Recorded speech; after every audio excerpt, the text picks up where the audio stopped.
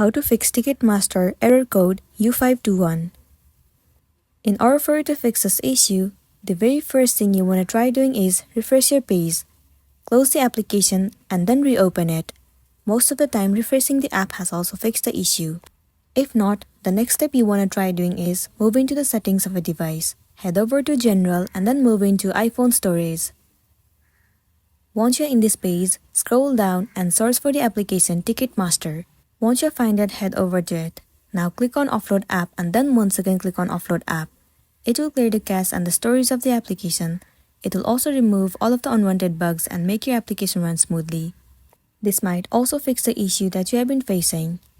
But you're still having the issue, the next thing you want to do is move into App Store and search for the application Ticketmaster. Move ahead to this app. You have to make sure that you are using the updated version of the app. If not, tap on Update and update it.